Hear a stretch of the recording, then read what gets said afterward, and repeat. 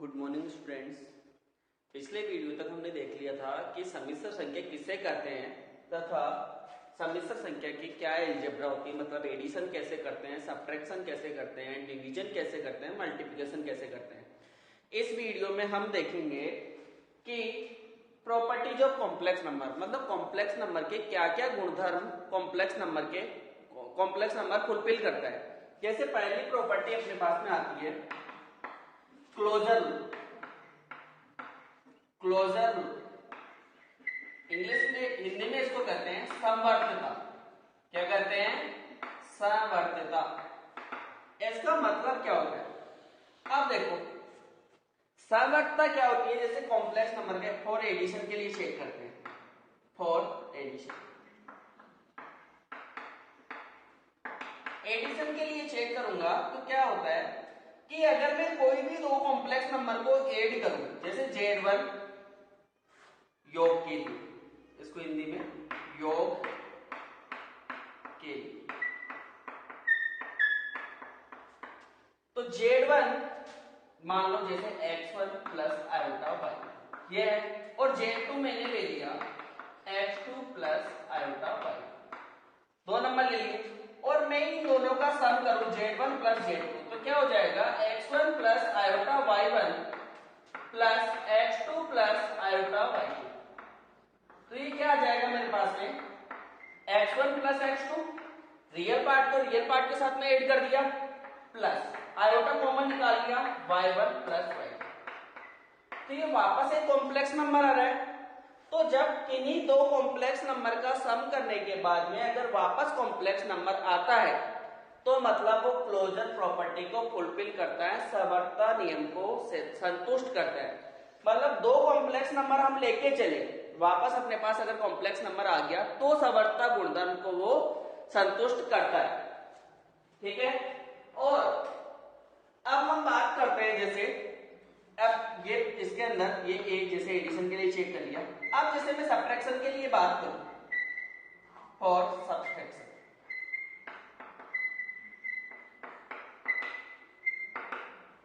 घटाओ के लिए, जैसे Z1 माइनस Z2 निकालूं तो क्या हो जाएगा x1 plus iota y1 minus x2 plus iota y2। Subtract करूंगा तो क्या आएगा x1 minus x2 plus iota y1 minus y2। तो क्या हो जाएगा सब्ट्रैक्शन के लिए भी ये संतुष्ट करता है। फिर इसके बाद में थर्ड, इसके बाद में चेक करते हैं मल्टीप्लिकेशन के लिए।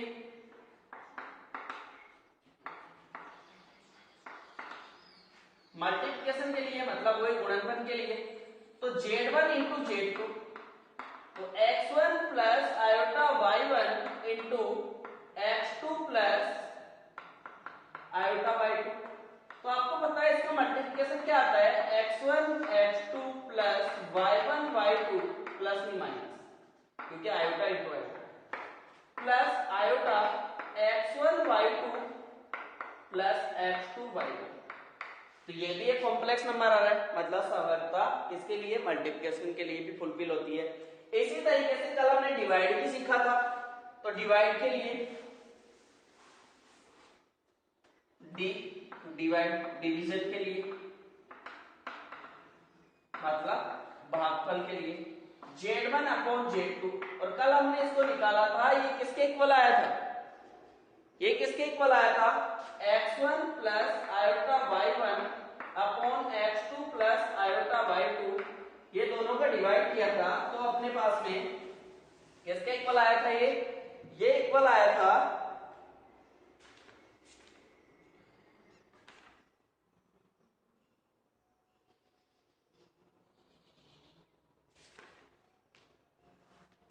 कर लेते हैं इसको वापस से। तो x1 plus iota y1 upon x2 plus iota y2 into x2 minus iota y2 upon x2 minus iota y2, क्योंकि डिनोमिनेटर में नहीं रखते हैं हम आयोटा, तो क्या हो जाएगा मल्टीप्लाई किया तो x1 x2 plus y1 y2 upon x2 square plus y2 square plus iota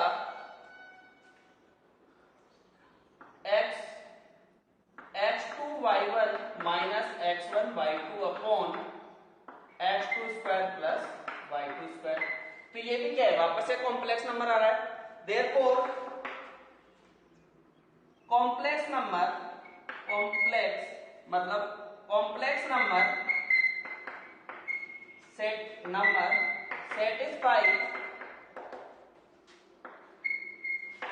satisfy for all, satisfy closure property for all operations। ठीक है, मतलब सम्मिश्र संख्या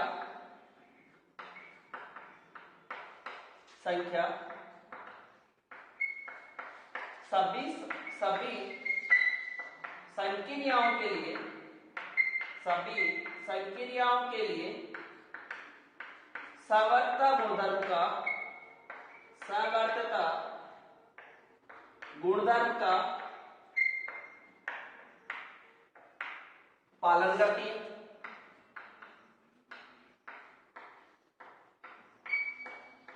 तो सावर्तता गुणधर्म क्या होता है, चारों के लिए सेटिस्फाई होता है, मतलब एडिशन के लिए भी सेटिस्फाई होता है, सब्ट्रैक्शन के लिए भी सेटिस्फाई होता है, मल्टीप्लिकेशन के लिए भी सेटिस्फाई होता है और डिवीजन के लिए भी सेटिस्फाई होता है।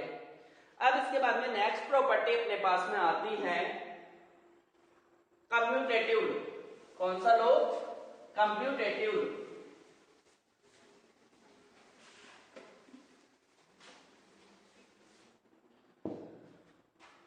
सेकंड आती है मेरे पास में कम्यूटेटिव,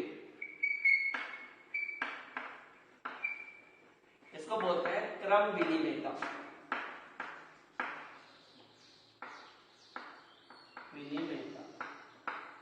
अब क्रम विनिमेयता क्या होती है, इसको भी हम चारों के लिए चेक करेंगे। तो फर्स्ट जैसे फॉर एडिशन,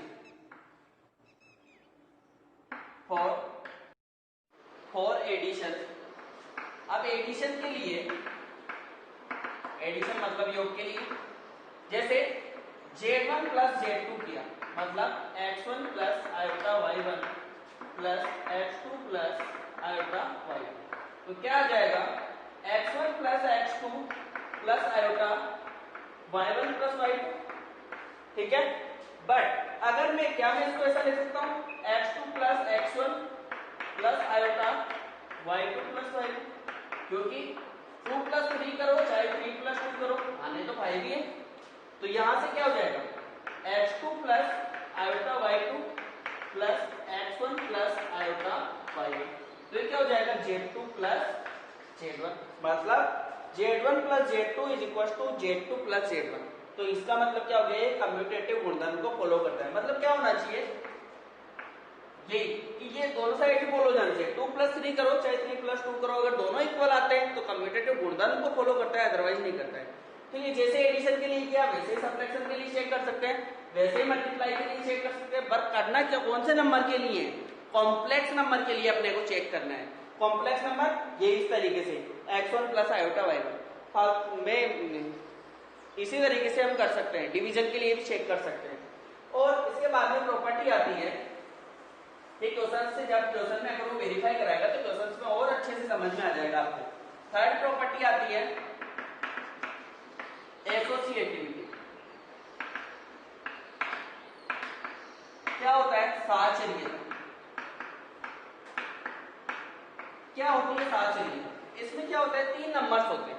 इसको मैं एडिशन के लिए चेक करूंगा, फॉर एडिशन। तो कम्यूटेटिविटी भी क्या होती है, एडिशन के लिए और मल्टीप्लिकेशन के लिए ही सेटिस्फाई होती है, सब्ट्रैक्शन और डिवीजन के लिए नहीं होती है। ऐसे एसोसिएटिविटी की बात करें तो इसका भी वही सीन है, एडिशन और मल्टीप्लिकेशन के लिए होती है, सब्ट्रैक्शन और डिवीजन के लिए नहीं होती है। तो इसके अंदर क्या होती है, कैसी होती है Z1 plus Z2 plus Z3, तीन नंबर इसमें चलते हैं, दो को इधर दो के ब्रैकेट में लगाया और Z1 plus Z2 plus Z3 इधर से ये।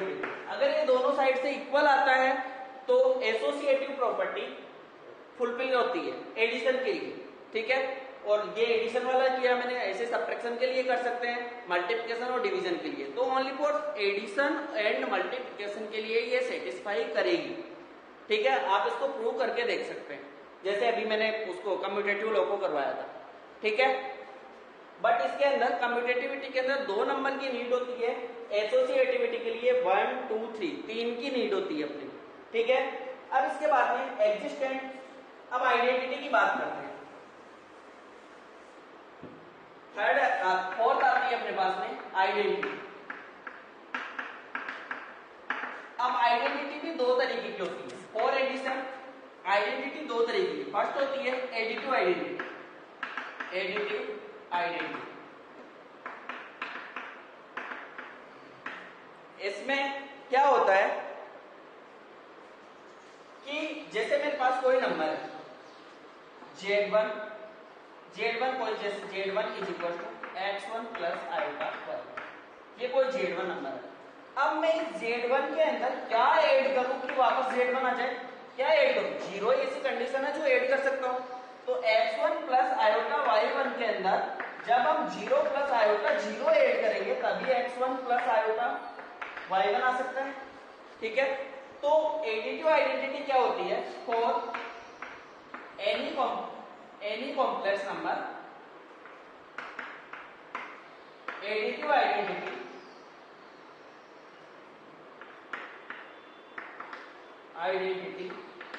इज 0 प्लस आयोटा 0, ये फिक्स है। एडिटिव आइडेंटिटी आपको हमेशा 0 प्लस आयोटा 0 ही मिलेगी, ठीक है। अब उसके बाद में सेकंड टाइप की आइडेंटिटी आती है मल्टीप्लिकेटिव आइडेंटिटी। कॉन्सेप्ट समझ में आया होगा आपको कि अपने को क्या करना है कि Z1 के अंदर मैं क्या ऐड करूं कि वापस Z1 आ जाए, तो ओनली 0 ही अपने पास में ऑप्शन में। अब आइडेंटिटी के अंदर में अब सेकंड पार्ट आता है मेरे पास, इसकी B part, multiplicative identity. Two types की आइडेंटिटी होती है। मल्टीप्लिकेटिव आइडेंटिटी क्या होती है कि Z1 को मैं किससे मल्टीप्लाई करूं कि वापस Z1 आ जाए, तो 1 ही अपने पास में एक ऑप्शन होता है। क्या होता है? 1 ही अपने पास में एक ऑप्शन होता है। तो मल्टीप्लिकेटिव आइडेंटिटी क्या होती है? 1 plus iota 0 is a multiplicative identity of complex number. तो मल्टीप्लिकेटिव मतलब गुणन के लिए तत्समक, आइडेंटिटी को हिंदी में बोलते हैं तत्समक, ठीक है। तो ये मल्टीपल गुणन के लिए तत्समक, और वो एडिटिव आइडेंटिटी थी तो वो योग के लिए तत्समक था, ठीक है। अब उसके बाद में नेक्स्ट आता है अपने पास में इनवर्स, ठीक है। इनवर्स के लिए जैसे फिफ्थ प्रॉपर्टी आपको मिलेगी, फिफ्थ प्रॉपर्टी है इनवर्स, प्रतिलोम। तो अब हम बात करने वाले हैं प्रतिलोम इनवर्स के बारे में। मतलब Z1 को मैं किससे मल्टीप्लाई करूं कि आइडेंटिटी एलिमेंट मेरे पास आ जाए। जैसे पहले में इनवर्स के अंदर भी दो तरीके के, जैसे एडिटिव इनवर्स, एडिटिव इनवर्स मतलब योग के लिए योगात्मक प्रतिलोम बोल सकते हैं इसको, योगात्मक प्रतिलोम। क्या होता है ये कि मैं Z के अंदर, Z1 के अंदर क्या ऐड करूं कि मेरे पास में एडिटिव इनवर्स निकालना है, तो मैं Z के अंदर क्या ऐड करूं कि मेरे पास एडिटिव आइडेंटिटी आ जाए, मतलब जो 0 प्लस आयोटा 0 आ जाए। क्या ऐड करूं? माइनस Z1, यस और नो। तो यही माइनस Z1 इसमें ऐड करेंगे तो अपने पास में क्या आ जाएगा? एडिटिव आइडेंटिटी आ जाएगी। ऐसे अगर मैं मल्टीप्लिकेटिव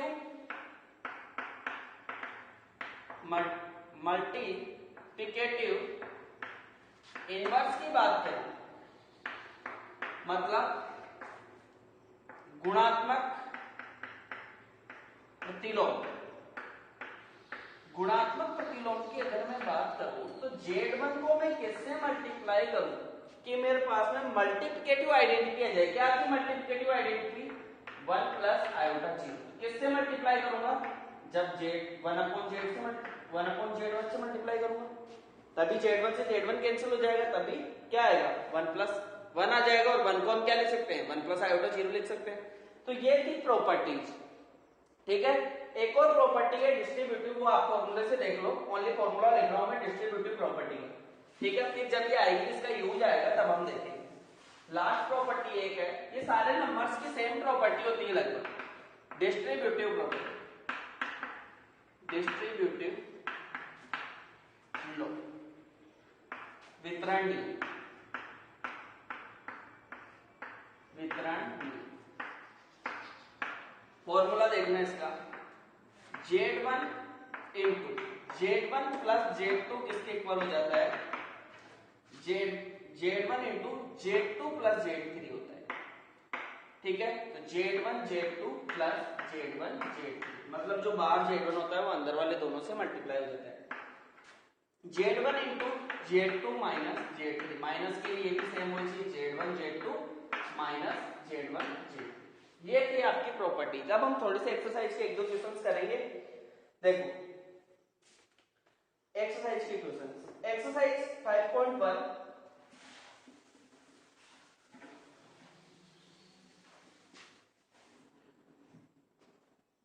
एक्सरसाइज 5.1 क्वेश्चन नंबर 1 से 10 तक इसने बोला है express each of the complex number given in the exercise 1 in the, मतलब express questions 1 to 10 in the form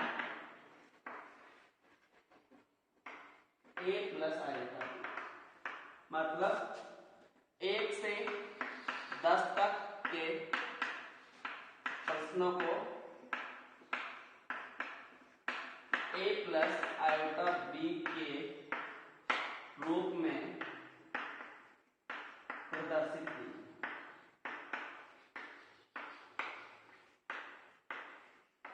ये 1 से 10 तक यही करना है अपने को। तो देखो फर्स्ट पार्ट क्या है इसका, फर्स्ट पार्ट दिया है मुझे 5 आयोटा